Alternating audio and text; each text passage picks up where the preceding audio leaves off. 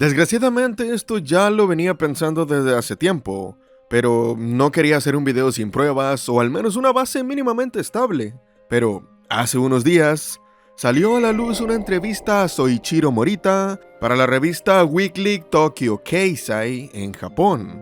donde se nos habla de todo el caos, entre comillas, que hay por Dragon Ball y todo el dinero que genera. A ver, esto no es una novedad, pues sabemos que Dragon Ball vende mucho. Es por ello que dentro de dicha entrevista se nos hace hincapié sobre las ganancias del juego Dragon Ball Z Dokkan Battle, el cual, desde su salida en 2015 hasta la fecha, ha generado más de 5.000 millones de yenes, o aproximadamente 31 millones de dólares, siendo por esto actualmente el juego más rentable con el nombre de Dragon Ball. Ahora, la producción animada más reciente que se ha estrenado a la fecha de este video ha sido Dragon Ball Super Super Hero, que ha recaudado 13.000 millones de yenes o más de 82 millones de dólares alrededor del mundo. Estas son ganancias tremendas y exorbitantes, tomando en cuenta que no hay anime de Dragon Ball Super desde el 2018. Así es, van más de 6 años sin el anime de Dragon Ball Super. Y aunque hemos tenido el manga de forma constante hasta hace unos meses, es una realidad que lo que realmente mueve el hype y eleva las ganancias de todo lo relacionado con Dragon Ball a niveles increíblemente altos es el anime. Y es por eso que haciendo este pequeño repaso nos damos cuenta que el gran problema actual de Dragon Ball es el dinero que mueve. Y digo problema porque esto es lo que ha hecho que los derechos de Dragon Ball hayan entrado en una disputa. Y para empeorar esto, desde la muerte del maestro Toriyama, las facciones que tienen los derechos más importantes de Dragon Ball claramente han querido tomar cartas en el asunto para hacerse con su porción de las monstruosas ganancias que genera esta marca ya establecida.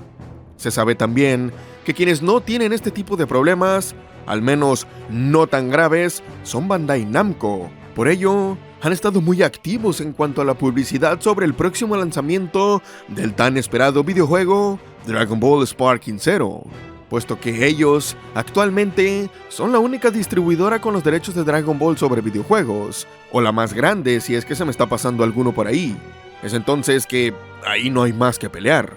Sin embargo, las cosas no son tan fáciles y llevaderas por parte del material animado o impreso de la franquicia. Ahora, para entender el problema que se nos confirmó mediante la entrevista de donde estoy sacando los datos para este video, les daré un contexto que fue básicamente la gran raíz de todo esto. Pues, tal vez muchos no estuvieron enterados, pero el año pasado, es decir 2023, Aki Uyoku, el exdirector de la Dragon Ball ROM en Shueisha, se independizó con varios subordinados y estableció una empresa llamada Capsule Core Corporation Tokyo. Y sí, este nombre proviene de la empresa ficticia que conocemos de Dragon Ball. Esto se dice que fue con el objetivo de gestionar actividades creativas y manejar los derechos de propiedad en forma de gestión de Dragon Ball. Anteriormente, Aki Uyoku fue el director de la Dragon Ball Room desde 2016, después de desempeñarse como editor en jefe de la V-Jump. Ahora, mediante un informador proveniente de Shueisha, se nos explica que Aki Uyoku, sin consultar a nadie, decidió hacer una adaptación cinematográfica de Sandland, obra hecha por el maestro Toriyama. Esto porque según los informantes, Aki Uyoku siempre se centró en servir al padre de Dragon Ball, siendo alguien que siempre se adaptó a las peticiones que se le hicieron. Y por esto, se puede intuir que tenía una cercanía bastante notoria con Toriyama simplemente con estos datos. Sin embargo, mediante algunos choques con ciertos aspectos dentro de la empresa a la que servía, desembocó en que fuera reasignado a un nuevo departamento de negocios dentro de Shueisha. Sin embargo, esto desembocó con la independización del antes mencionado. Es entonces que este asumió el papel de portavoz de Toriyama, lo cual hizo que el riesgo de que Shueisha perdiera los derechos de Dragon Ball fuera aún mayor, puesto que el maestro Toriyama tampoco estaba de acuerdo con la eliminación de Yoku, puesto que el autor confiaba más en él, y con esta situación por parte de Shueisha se tomaron acciones rápidamente, pues el mismo presidente de la empresa Mari Uruchi, se presentó en la residencia de Toriyama. Sin embargo, no logró convencerlo de ponerse de su lado. A esto, la misma fuente de Shueisha que compartió esta información para la revista que mencionamos al inicio, comenta que esta situación también estaba cerca de afectar a Bandai Namco, que venía haciendo una fortuna con juegos como Dokkan Battle y las cifras que ya mencionamos. También agrega que aunque Iyoku se independizó y ahora era el portavoz de Toriyama, aún no poseía los derechos sobre el manga de Dragon Ball, los cuales seguían siendo de Shueisha. Y por ello, no estaba muy claro para los terceros que crean contenido oficial alrededor de Dragon Ball, a quién podían consultar sobre asuntos relacionados al material original, o en palabras simples, no sabían a quién consultar para que le proveyera la autorización de derechos provenientes del manga de Dragon Ball. Y por esto mismo, las reuniones sobre derechos de Dragon Ball se organizaban de una forma vaga y confusa, pues para ello se solicitaba la presencia de todas las partes importantes que ostentaban los derechos, como representantes de Iyoku y Shueisha, lo que hacía que todo este tema para la obtención de derechos y permisos fuera un verdadero dolor de cabeza, lo cual entorpeció la adición de más material para contenido creado para terceros o derivados de los derechos principales. Esto último es proveniente de información privilegiada por parte de Bandai Namco, lo que nos da a entender el por qué en un inicio la salida del material de Dragon Ball Sparking Zero se sentía muy lenta. Y para empeorar todo esto, el fallecimiento de Akira Toriyama se dio mientras esta disputa de derechos aún no estaba solucionada. Por esto mismo, las disputas y problemas generados por esta división de derechos siguen sin resolverse, según lo informado por un empleado de Shueisha.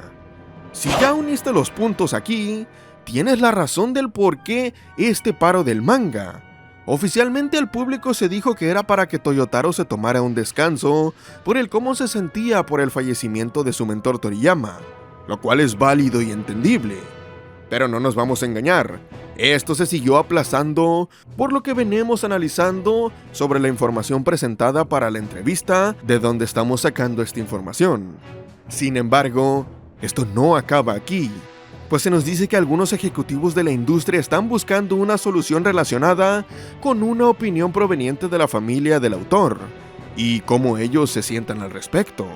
Básicamente pedirles que ellos puedan tomar la decisión que crean que Toriyama elegiría, lo cual a mi parecer tiene bastante sentido, pues de una u otra forma sabrían a quién el maestro Toriyama hubiera elegido para que llevara los derechos de gestión de su manga, o al menos estos se harían una idea, lo cual posiblemente podría apuntar a que Iyoku y su empresa se quedaran con los derechos de gestión sobre la propiedad intelectual masiva. Pero,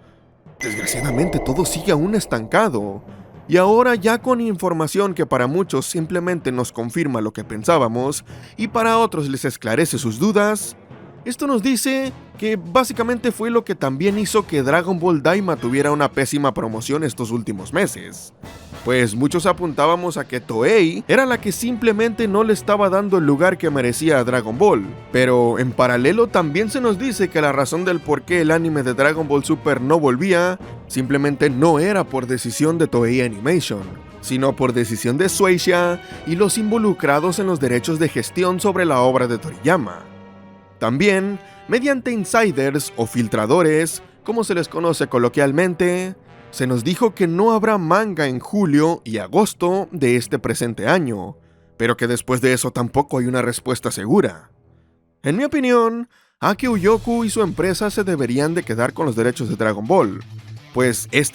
con su trabajo ha demostrado que verdaderamente quiere y respeta a la franquicia que nació de la pluma de Toriyama.